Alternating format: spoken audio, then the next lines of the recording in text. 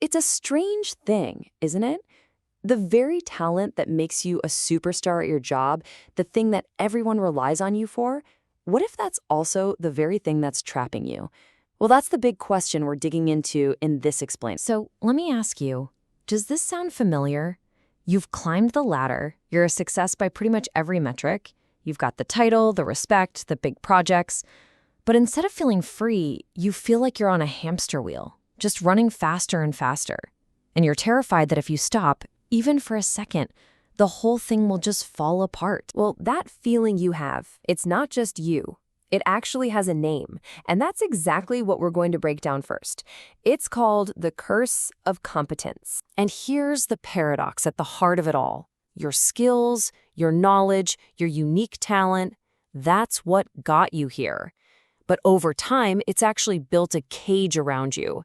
Maybe a nice, gilded cage with some perks, but it's a cage nonetheless.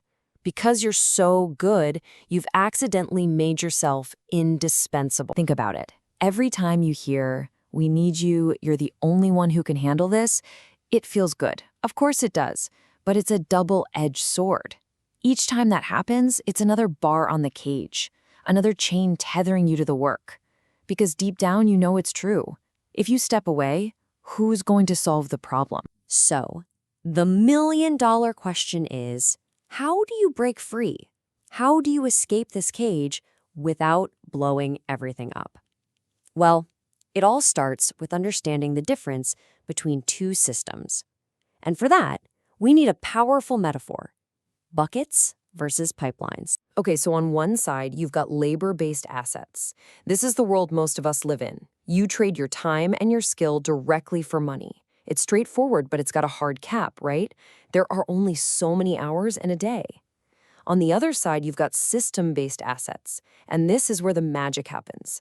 These are things you build that generate value for you, whether you're actively working or not. There's this fantastic little parable that makes this crystal clear. Imagine two guys, Bruno and Pablo. Bruno carries buckets of water from the river all day, every day. He works hard, he gets paid for every bucket, but if he gets sick, if he takes a day off, the money stops. Dead. Now, Pablo, he has a different idea.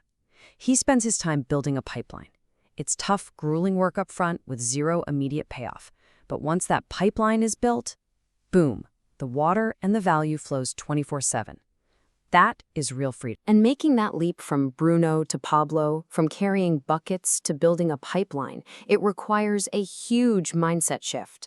It's about changing your very identity. You have to stop seeing yourself as a doer and start seeing yourself as an architect. So what's the real difference? The doer is all about their own personal execution. They're the master craftsman, the brilliant coder, the star salesperson. Their value is tied directly to what they can do with their own two hands. The architect, on the other hand, steps back. They aren't focused on doing the task themselves. They're obsessed with designing a system that can do the task over and over again at scale. A doer's entire world revolves around this one question. It's a noble question. It leads to mastery, to becoming the best. But it's a trap because it always puts you at the center of the equation. It keeps you carrying the bucket, just maybe a little more efficiently. It leads you right back to the curse of competence. But the architect asks a question that changes the entire game. Their question is, how can this value be created and scaled without me? Just pause on that for a second. The goal is no longer to make yourself better. It's to make yourself redundant to the process. That's the real key that unlocks everything. I absolutely love this analogy. It just makes the difference so vivid. The doer builds a breathtaking masterpiece castle that nobody else could ever hope to copy. It's a work of singular genius. But the architect designs the Lego set so that everyone can build the castle. One is about personal genius. The other is about creating a system that empowers others. Okay, so let's say you're on board. You're ready to make that shift from doer to architect. But what do you actually build? What do these pipelines, these Lego sets, look like in the real world? Let's get practical. The source lays out 4 main pipelines you can construct. First, there's intellectual property. This is where you package your knowledge into something like a book or a course that can be sold again and again. Second, You can build a platform, a YouTube channel, a podcast, an online community. Third, you can create an automated business, like an e-commerce shop or a service that runs with minimal daily input from you. And fourth, the classic, investment assets, putting your money into things like stocks and real estate so your money works for you. And what's really powerful is that you don't just pick one. These pipelines can feed each other and create this incredible self-reinforcing ecosystem. For example, you could write a book, that's IP. You promote it on your YouTube channel, that's a platform. And you funnel the profits from both into investment assets. See how it all connects? It becomes a freedom-generating machine. Now, it would be easy to look at all this and think the end goal is just about getting rich. But the source makes it clear that money is just a tool. It's not the ultimate prize. The real goal, the true north of this entire journey, is much more profound. It's time. And there's a term for this: time sovereignty. So what is that? It's the ultimate freedom. It's the ability to wake up in the morning and know that your 24 hours are a blank canvas. You get to fill them based entirely on your own values and desires.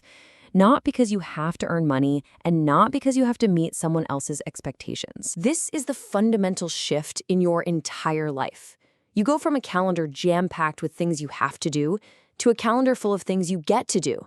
You stop thinking about how much money you can sell an hour of your life for, and you start thinking about how to use your assets to buy your time back.